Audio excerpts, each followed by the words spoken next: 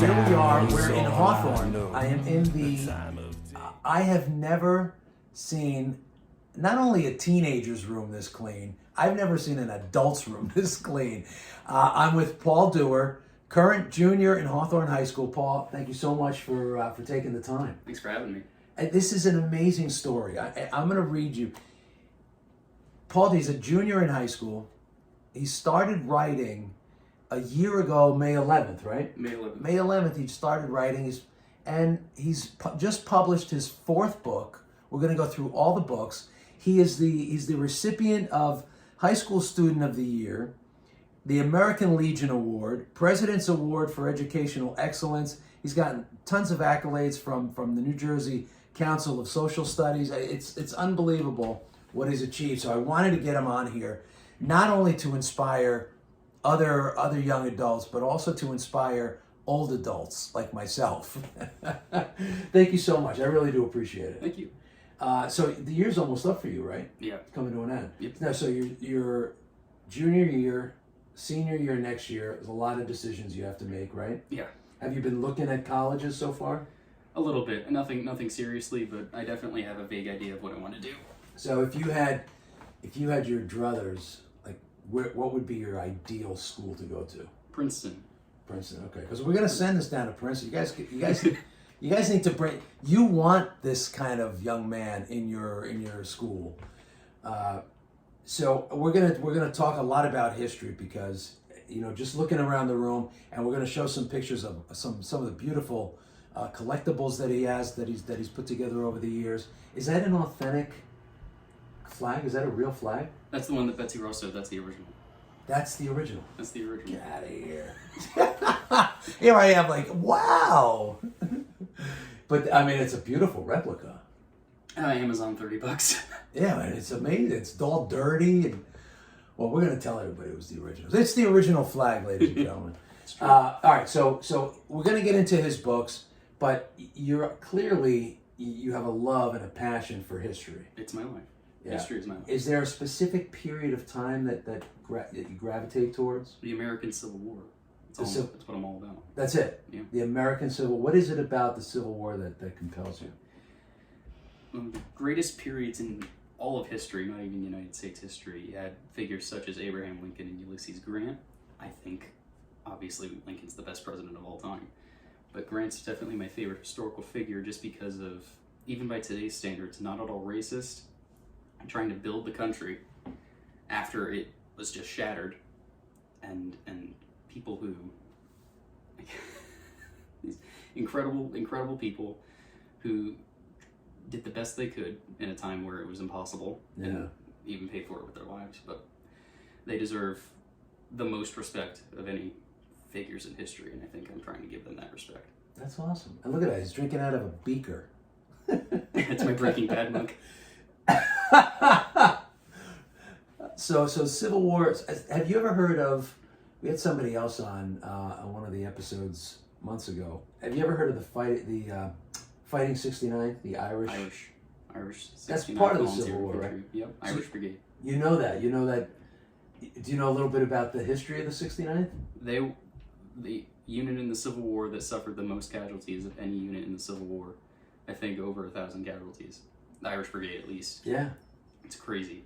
Yeah, and I think the way I was told the story is I think there was a Father Doyle who was the priest over that regiment that prayed over the regiment, and their final battle prayed over them, which they ended up winning. I think their final battle. He ends up he's reassigned to Notre Dame. So in Notre Dame they have two statues of Father Doyle. One they call the touchdown statue because he has his hands up like this. And then he has another, I think it's the first down statue, which he has his hand up like this. But we had one of the guys who was the brewer of an Irish whiskey called the Fighting 69. So that's where I learned a lot about that. But they recruited a lot of Irish people just to... Predominantly Irish. Yeah, just put them on the front lines. Like, go, fight, we need you. Welcome to America. Now go, help us. Yep. Yeah. They saw some of the worst combat. Yeah. The worst combat.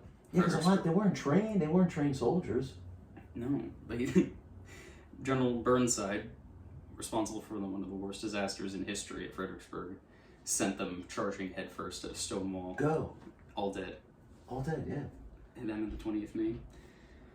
not a lot came back. All the Irish immigrants. Listen, if you guys want to know anything about the Civil War, I'm going to give you his website because he clearly knows a lot. I didn't even know the date it started. He just spewed that out like saying the alphabet. What date did the Civil War start? April 14th, 1861. What, did you get straight A's in history? I have a 90 in history right now. It's kind of depressing. Because it's not all about the Civil War. Unfortunately, no. I'm going to give you his website. Well, why don't you go ahead and give us your website? You can find me at paulbduerr.com, PaulBduerr.com. Now, I mean, talk about a doer. He's a legitimate doer. So you have this passion for history, and you decide, was there anything in particular that happened last year? Or I know we're in the middle of a pandemic, but was there anything that inspired you to pick up a pen? During COVID times, when you're on virtual classes and just sitting with a laptop, I have a nice computer right next to me. So when I'm on Zoom, I just turn and I start typing. See, now you know why he has a 90. Shameful. So you just started, and where did the idea come from? His first book is called High Horse. Tell us a little bit about High Horse. High Horse is my first attempt at getting any vague inkling of a storyline. It's about a guy who he goes in over his head, and then eventually just gets everyone killed because he doesn't know what he's doing, but he just has all this power. Hence the name High Horse. There's a lot of that in life. There really is. Okay, so the second book is called A Shot in the Dark. Yeah. That's more of a thank you to the Hawthorne High School marching band because I'm with them a lot. And after last year's season, I decided to write that for them. It's about an artillery officer who really gets close with his band, and I obviously throw in some more fictional aspects. You don't really beat someone to death with a trumpet, but you could. That's in that book. Yeah, you could though. You could if you have no other weapons. Of course. Right? But, yeah, that's for my band. That's awesome. Did they appreciate that? They did. A few characters were named after them. That's cool. All right, so the third book, The Ultimate Resolution. That's about World War I. I published that one on 11/11/21 for the anniversary of World War I. All right, so you do get into some of the other battles. Yep. Tell us the storyline there. It's actually two separate stories. One at the Battle of Belle Isle Wood, and one about a soldier in the Lost Battalion. Two storylines and it's the shortest book just because they're short. What can I say? It's not Civil War. Some people don't have to, need 500 pages to tell the story, right? And it's really more for the respect of. Not a lot of attention is given to World War I. I thought I should have something that respects World War I. That's cool. He's at 17 years old. I haven't even thought about World War I. It's impressive. It really is. It's amazing. And then your current book, it just came out on hardcover, 1864. Yep. Tell me a little bit about that book. It's my personal favorite. It's my first novella. The other three are novelettes. 1864 is about a battle-hardened Civil War veteran who, in his third year of war, is stricken with post-traumatic stress disorder, and in his combat and his travels, comes across basically a kid in the enemy lines and takes him under his wing. They learn to live with each other and eventually without each other. Really? Any inspiration behind that story? I thought it was cool. Nothing wrong with that. I really don't have a lot of in the ways. It just comes to you. It just happens. I can't explain it. And that's, it's interesting because a lot of people have thoughts, a lot of people have stories. I know I go through it and you have these ideas, but not a lot of people take the time to put it on paper. You know what I mean? So I'm imagining that you get these ideas and you're just like, oh, here's a cool idea. Let's see where this goes. And you kind of take that journey. My style is I usually write, for every book I have published, I have 4 that aren't. I just write, I start 4 projects at a time. And then I just write in all of them. Whichever one I write the most in is the one I publish. Really? Yeah. Do you ever go back to the other ones? No, I usually kill those because if Really? they weren't good enough to write about once, they won't be good enough to write about again. All right, well, that makes sense. Yeah, I always just tell my kids when they were creating some piece of artwork, and they didn't like it, so they'd rip it up. I'm like, don't rip up your artwork. just hang on to it. Put it aside, come back to it later, because you can always, but you don't do that with your stories. You could tell it's not going anywhere. If there's nothing there, they won't get there. Yeah. The fifth one I'm working on, I'm thinking about a Western. Really? Yeah. What kind of time period? Just post-Civil War. Probably Nice. late 1860s, early 1870s. So I see that you've got a lot of history books. Is there one that is like your go-to, the one that you really like more than any of the other ones? The one on Grant. Round Journal. What is it about Grant? What is it that you like so much about Grant? My God, a man whose flaws are so transparent and evident, and yet he defeats the Confederacy. I did a presentation about this in my AP US history class. You had all these generals in the Civil War, like McClellan, McDowell, Hooker, Burnside, who were great on paper. Like, these guys are basically straight A students, went to West Point, no combat experience, but hey, they look great. You give them an army, and they come back with a squad. Everyone gets killed. Left. But you give a drunk and an insane guy, Sherman, an army, and they come out with unconditional surrender. And that was Grant. Unconditional surrender Grant, U.S. Grant. My favorite historical figure of all time. Is that right? Yeah.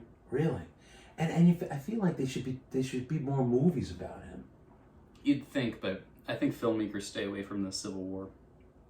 I don't know why. Just too costly? I have no idea why. You make so many civil rights movies, but I think the Civil War should deserve some attention. Yeah. All I really want is one big blockbuster movie about the Civil War, like an action movie. Give Brad Pitt a cannon to see what happens. Is there any particular battle in any of the wars that you've studied over the years that you're most impressed with, or any aspects? And we can look at it by different wars, like Civil War, World War One. Was there any particular aspects of those wars that intrigued you the most? Every war has its own unique, shining star moment. Like every war, World War II. That's a good way to put it. It's debatable with World War II. You could say D-Day or Midway. Mm-hmm. I think those are the big ones in World War II that really made a difference. So far as the Civil War goes, my favorite battle is Antietam. Really? Yeah. Why? Because it was the bloodiest day in American history. It was a very, very big and bad battle. But my favorite part about it is it's most evident where the Union screwed up. McClellan doesn't push and kill Robert E. Lee, and that prolonged the war by years.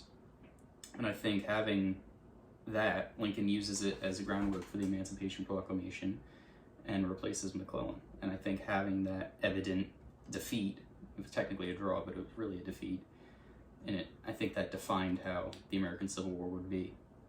That was the battle. That was what defined it. I'm going to go out on a limb here, and I'm going to guess that when you graduate high school and you want to go to college, it's going to have some history involved. Is that? That's a very good guess. Is that a fair guess? I'm actually going into mathematics. Yeah, I can tell by all the books. So when you graduate, that's what is it that you want to be? I mean, what would your dream job be? I have it mapped out. I'm planning on studying history and education in college. From there, I want to teach at Hawthorne High School as a history teacher.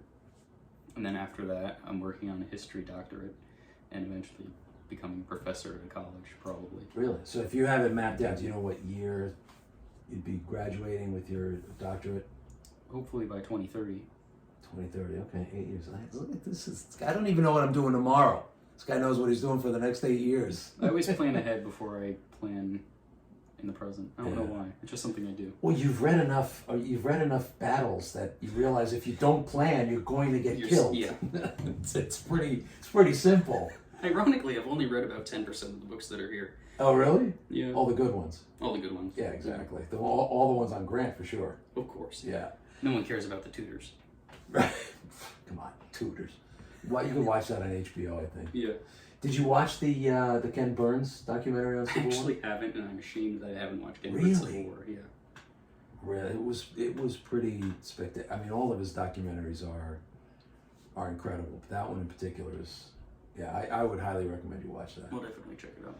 Listen, you guys, his books are available on Amazon, and clearly he has the next 8 years of his life that he's going to dedicate to studying and education, so he's going to need some money.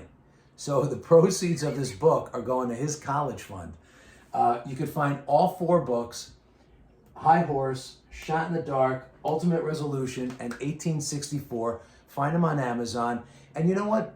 Pick up a copy, pick up a couple of copies, because all the money is going to a good cause. It's going to further Paul's education, and everybody struggles now, especially a lot of the students are struggling with all of the bills that are due, and all the payments that they've got to that they're going to have for years after they graduate, and especially if you're going for your doctorate. I mean, that's that would be rough. Yeah. So I encourage you guys, and if you have questions on your website, Paul, B as in boy, Duerr, DUERR.com. Yep. Is there an email? Can someone click on an email? There's a contact me section. You can punch in name, email. Yeah, so listen, if you guys have any questions about what we've been talking about his books, about what got him inspired, and anything to do with the Civil War, clearly, or World War One, I would encourage you guys to shoot him an email. And even if you just want to say, hey, you know what, Paul, I heard you on the podcast, I saw you on the Towncast, I just want to say congratulations. If you have a good positive word to send to him, I can't tell you I can't tell you what it means as an adult. It means that much more when you're in high school. Just to know that people are appreciating the work that you're doing. I feel like you appreciate your own work. Like I'm not saying that in a cocky way. I just feel like there's a gratification when you're finished and you're holding your work, and that the work that you put into it's finally you see it. It's definitely makes a difference. Yeah, have it displayed on my. Yeah, and it's surreal. Yeah, definitely surreal. What did you think when you got the first one? Where it was like, yeah, what? I was like, oh, I did something. I actually did a thing. You did a thing. I did a thing. And now you did 4 things. I did in a year. Things. Yep. We have another author who we just had him on. By the time this comes out, you would have already seen the episode with John D'Amore, or John D'Amore, and it took him, and he talks about it on his podcast on the Towncast. It took him years before he was finally able to put everything together and get a book out. And what I love is that, to me, it's like you want to be a runner. Okay, I made the decision. I want to be a runner. Well, you can't just go out and run a marathon. You've got to train, and you've got to do it little by little. And I feel like in seeing the progression of your books, you've got 4 books. The first one is the smallest. Each one gets a little bit bigger. Now you got a novella, right?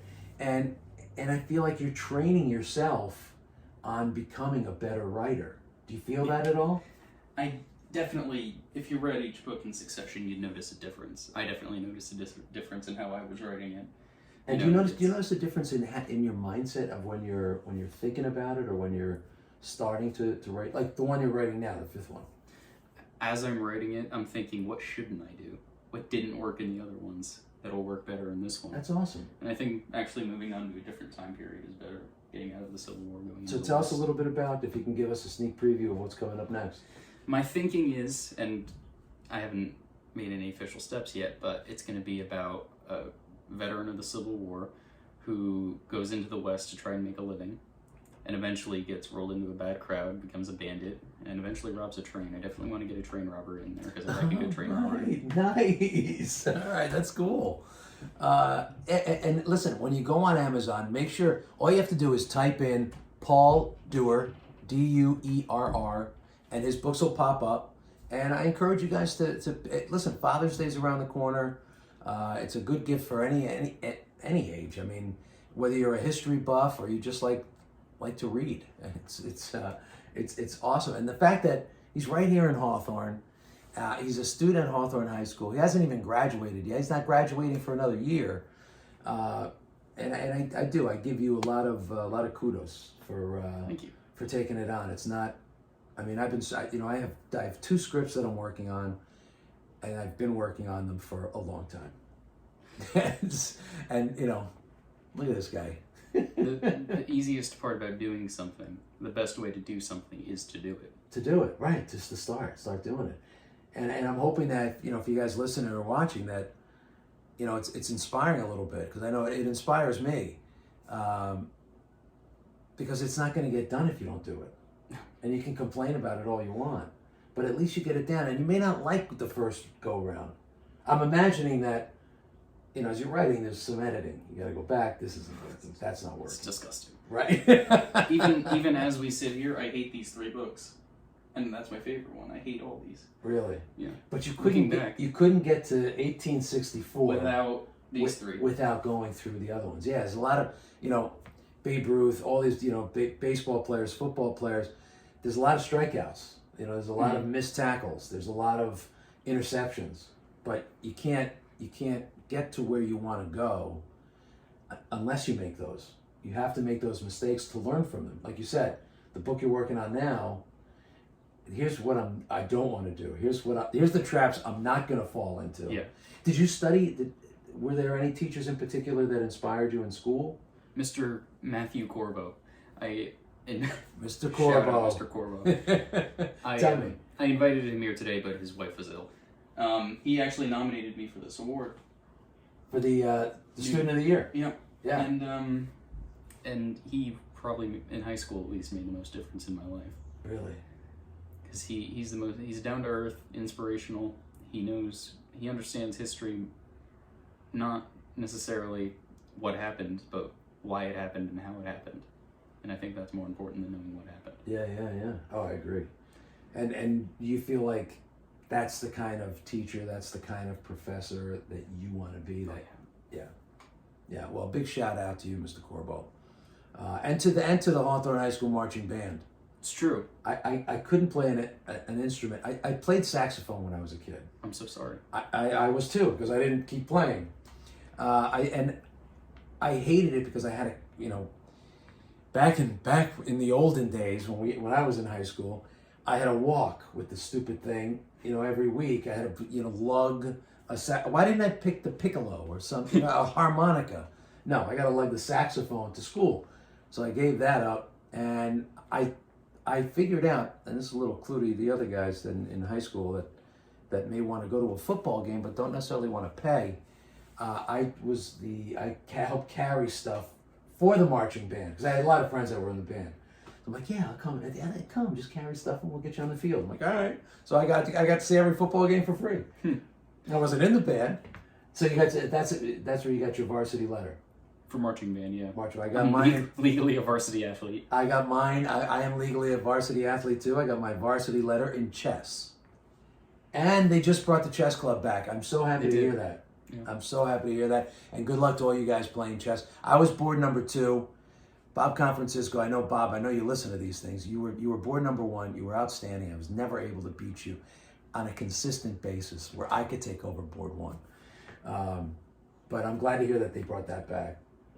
25%. Are we allowed to talk about Shortways? Yeah, absolutely. June 18th at Shortways. Yes. I'm doing a book signing. 25% of the proceeds from whatever I make there goes to the marching band. I'm donating it to the marching band. Oh, that's awesome. Yeah, I didn't know that. Yeah, so listen, mark this on your calendars, guys. June 18th, it's the day before Father's Day. Father's Day is June 19th. So June 18th at Shortway's Barn. Paul's going to be there signing books. Anybody listening from Hawthorne High School, you guys got to come out, support your own, and certainly any parents out there, come out, support Paul. You going to have all your books there? Yep, I'll have all 4. All right, so all 4 books are going to be there. We're going to be, the Towncast is going to be there, and we're going to do some live remotes, and we're looking to do it from, I think it's 12 to 2? 1 to 3. 1 to 3. I knew it was 2 hours. 12 to 2 if you're in the Midwest. How about that? In Chicago, it's 12 to 2. Yeah. But here, it's 1 to 3. I have the address and stuff all on my website under the upcoming events and projects tab. Look at that. How many? It's 17-year-old. I still don't have my own website. But I do have a Towncast website, and you can go there for more information. So again, Paul Duerr, paulbduerr.com. Find him on Facebook. Find him on Instagram. Find him on, where else are you? Twitter. Find him on Twitter. I don't know how to use Twitter. I don't do it successfully. I don't know how to use Twitter. It's ridiculous to me. I don't get it. But we'll find you, and I will follow you. But if you promise to follow me, and that'll be two. Yeah. I'll have 2 followers now. Thank you, Nando. And I encourage you guys, June 18th, seriously, from 1 to 3, Shortway's Barn in Hawthorne. Come down, show some support to one of our local residents, one of our local high school students, and one of our local authors. Listen, get a book signed now, because I'm going to tell you, when this guy, he's in his 20s, 30s, and 40s, he's going to be writing books that you won't even be able to touch his coattails, let alone be able to get a book signed from the guy. So, Pa, I really appreciate you coming. Thanks for having me. How's your mom been through all this? I mean, is she? she's going crazy. She's really proud. I can't imagine why she wouldn't be. She's working really hard to help me in every way she can. Yeah. I appreciate it a lot. Yeah, that's great. Nothing better than parental support like that. And he's also a fan of The Office, a fan of Parks and Rec, and a fan of Impractical Jokers. So he does have a comedic side. He's not always this serious, just so you guys know that. And I'm sure everybody in the band would agree, right? Oh, yeah. I drive them crazy. They hate me. Paul, thank you so much. Thank you. I really appreciate it. And again, guys, go to Paul B. Duerr, DUERR.com, and you can get more information on Paul. Go to Amazon and pick up 1 or 2 or 3 or 4 of his books. His 5th book is going to be coming out. And make sure that you come June 19th, June 18th. June 19th is Father's Day. June 18th at Shortway's Barn on Goffle Road in Hawthorne, and bring those books, have them signed. They'll also be able to buy books there, right? Oh, yeah. So you'll have plenty of books there that you can buy, and you'll sign them, you'll personalize them, and you will have a piece of history right here. Paul B. Duerr. Paul, thank you so much. Thank you. I really appreciate it. Appreciate it. All right, be well, everybody.